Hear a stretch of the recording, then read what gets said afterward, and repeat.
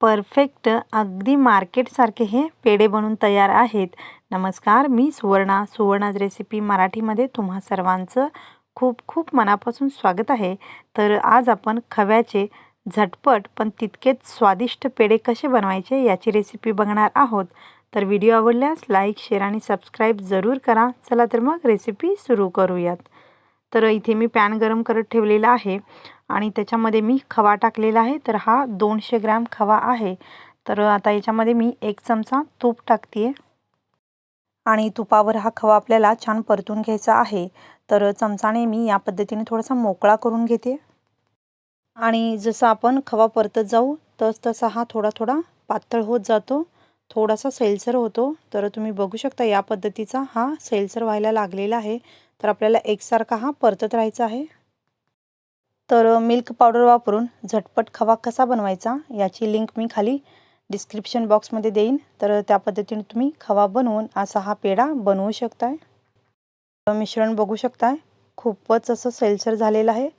तर याला एकसारखं परतत राहायचं आहे, अगदी छान असा गोळा होईस तोपर्यंत आपल्याला हे परतत राहायचं आहे। आणि गॅस आपल्याला मीडियम टू लोच ठेवायचे आहे, गॅस अजिबात वाढवायचा नाही आहे, नाहीतर खवा जो आहे आपला खाली लागू शकतो।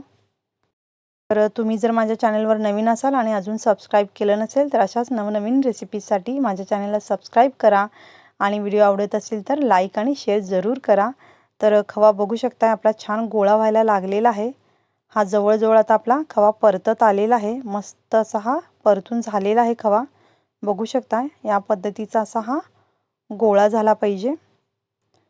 तर हा खवा आपला तयार आहे। तर मी गॅस बंद करून घेते आणि गॅस बंद केल्यानंतर सुद्धा आपल्याला हा खवा एकसारखा परतत राहायचा आहे, कारण पॅन अजून गरम आहे तर खवा खाली लागू शकतो। तर आपण असाच हा पूर्णपणे थंड करून घेऊयात आणि पूर्ण थंड झाल्यानंतर आपण हा एका ताटामध्ये काढून घेत आहोत।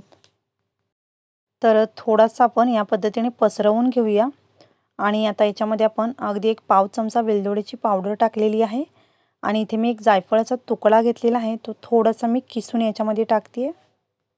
खूप मस्त फ्लेवर येतो याच्यामुळे।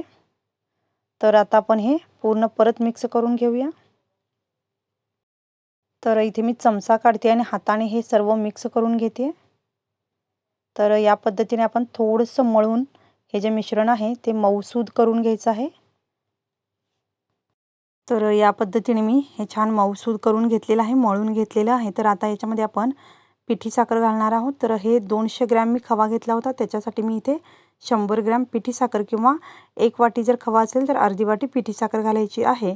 तर पिठी साखर जी आहे ती आपल्याला मैद्याच्या चाळणीने चाळून अगदी बारीक घ्यायची आहे, नाहीतर जे साखरेचे कण असतात ते तोंडामध्ये लागू शकतात। किंवा तुमच्याकडे जर भुरा साखर असेल तर ती वापरून जरूर असे हे पेढे बनवा, खूप मस्त होतात। तर इथे साखर जी आहे तुमच्या आवडीप्रमाणे कमी जास्त करू शकताय। तर थोडी साखर मिक्स करून पूर्ण मळून घ्या आणि थोडंसं टेस्ट करून बघा, तुम्हाला कितपत गोड हवं आहे त्यानुसार तुम्ही हे साखरेचं प्रमाण कमी किंवा जास्त करू शकताय। तर आता आपण हे व्यवस्थित छान मळून घेऊया आणि मग आपण याचे पेढे बनवायला घेऊया। तर मिश्रण थोडंसं सैलसर वाटलं तर अगदी 5 मिनिटं फ्रीजमध्ये ठेवा आणि मग याचे पेढे बनवा, अगदी झटपट आणि पटकन होतात। तर हे मी व्यवस्थित मळून घेतलेलं आहे आणि आता याचे आपण पेढे बनवूयात। तर तुमच्या आवडीप्रमाणे तुम्ही लहान मोठे कसेही पेढे बनवू शकताय। तर इथे मी अगदी छोट्या आकाराचे हे चपटे पेढे बनवून घेतलेले आहेत, तुम्हाला आवडतील त्याप्रमाणे तुम्ही हे पेढे बनवून घेऊ शकता। तर याच पद्धतीने आपण राहिलेले पेढे बनवून घेऊया। मिश्रण जर सैलसर वाटलं तर अगदी 5 मिनिटं फ्रीजमध्ये ठेवून याचे तुम्ही पेढे बनवू शकता। तर काही वेळेला मिश्रण गरम असताना आपण जर साखर टाकली तर मिश्रण सैलसर होऊ शकतं किंवा मग खवा व्यवस्थित परतला गेला नसेल तरीही मिश्रण सैलसर होऊ शकतं। तर अशा पद्धतीने मी हे राहिलेले सर्व पेढे जे आहेत बनवून घेतलेले आहेत। तर अगदी मार्केटमध्ये मिळतात तसे हे आपले पेढे बनवून तयार आहेत, खूप मस्त दिसत आहेत, अगदी परफेक्ट मार्केटमधून आपण जे पेढे विकत आणतो त्याच पद्धतीचे हे पेढे बनवून तयार झालेले आहेत। तर तुम्ही बघू शकता अगदी परफेक्ट असा त्याचा लुक आलेला आहे, खूप मस्त दिसत आहेत। तर या सोप्या पद्धतीने हे पेढे जरूर बनवून बघा आणि कसे झाले मला कमेंट बॉक्समध्ये जरूर कळवा।